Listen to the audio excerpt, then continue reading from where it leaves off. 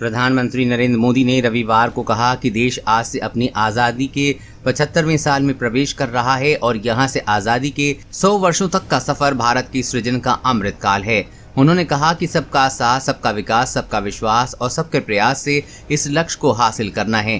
तिरंगा फहराने के बाद लाल किले की प्राचीर से अपने संबोधन में प्रधानमंत्री ने कहा कि भारत का ये संकल्प सुरक्षित और समृद्ध विश्व की खातिर प्रभावी योगदान के लिए है। आइए जानते हैं भाषण की 10 बातें। नंबर 1, मोदी बोले यही समय है, सही समय है। यही समय है, सही समय है, भारत का अनमोल समय है। असंख्य भुजाओं की शक्ति है, हर तरफ देश की भक्ति है। तुम उठो, तिरंगा लहरा दो, भारत के भाग्य को फहरा दो। यही समय है, यही समय है और सही समय है। भारत का अनमोल समय है। कुछ ऐसा नहीं जो कर न सको, कुछ ऐसा नहीं जो पा न सको। तुम उठ जाओ, जुट जाओ, सामर्थ्य को अपने पहचानो, कर्तव्य को अपने सब जानो। यही समय है, सही समय है। नंबर 2, भारत आतंकवाद विस्तारवाद से लड़ रहा है। दूसरे विश्व युद्ध के बाद वैश्विक संबंधों का रूप बदल गया था। कोरोना काल के बाद भी ऐसा हुआ। कोरोना काल के भारत के प्रयासों को दुनिया ने सराहा। दुनिया भारत को नई दृष्टि से देख रही है। भारत आतंकवाद विस्तारवाद दोनों ही चुनौतियों से लड़ रहा है, हिम्मत के साथ जवाब भी दे रहा है। सेना के हाथ मजबूत करने में कोई कसर नहीं छोड़ेंगे। नंबर 3, भारत ने दिखाई संकल्प शक्ति। मोदी, आर्टिकल 370 हटाना, जीएसटी लाना, फौजियों के लिए वन पेंशन, अयोध्या का शांतिपूर्वक समाधान, ये पिछले कुछ वक्त में देखा। ओबीसी कमीशन का संवैधानिक दर्जा, जम्मू कश्मीर में पहली बार बीडीसी चुनाव भारत की संकल्प शक्ति बताता है।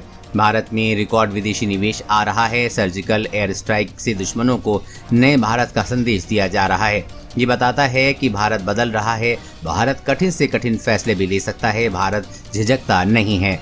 नंबर 4, नेशनल हाइड्रोजन मिशन की घोषणा। पीएम मोदी ने नेशनल हाइड्रोजन मिशन की घोषणा की है। मोदी बोले कि ये ऊर्जा के क्षेत्र में भारत की नई प्रगति होगी। भारत इससे आत्मनिर्भर बनेगा। इससे ग्रीन जॉब के लिए अवसर खुलेंगे। नंबर 5, सैनिक स्कूल में लड़कियों का भी एडमिशन। मोदी बोले कि मुझे कई गुजारिश मिली है कि बेटियां भी सैनिक स्कूल में पढ़ना चाहती हैं।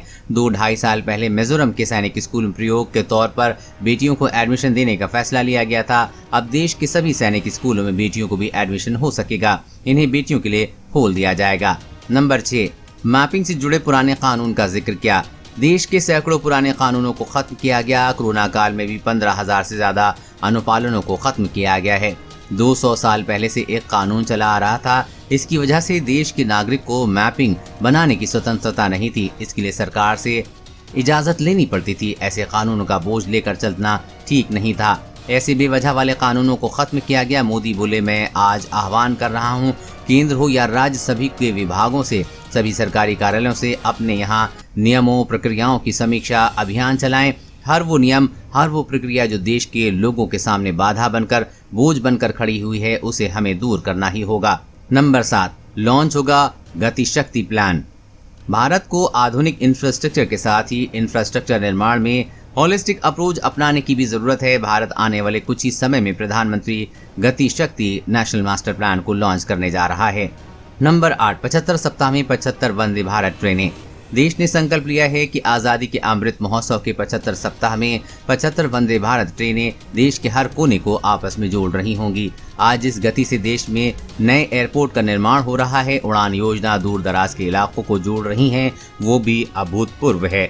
नंबर 9, छोटे किसानों पर देना होगा ध्यान। छोटे किसानों पर अब तक ध्यान नहीं दिया गया है। कृषि सेक्टर की चुनौतियों पर ध्यान देना होगा। किसानों की जमीन लगातार छोटी हो रही है। 80% किसानों के पास 2 हेक्टेयर से कम जमीन है। मोदी ने 80% किसानों के उत्थान का नारा देते हुए कहा कि छोटा किसान बने देश की शान। नंबर 10, हर घर जल मिशन के लिए हो रहा है तेजी से काम। पहले सरकार ने 100% घरों में शौचालय के निर्माण का लक्ष्य रखा था। अगले लक्ष्यों को कुछ ही वर्षों में पूरा कर लिया जाएगा। अब हर घर जल मिशन के लिए तेजी से काम हो रहा है। सिर्फ 2 साल में 4.5 करोड़ से ज्यादा परिवारों को नल से जल मिलना शुरू हो चुका है। देश और दुनिया की हर अपडेट पाने के लिए चैनल को सब्सक्राइब करें।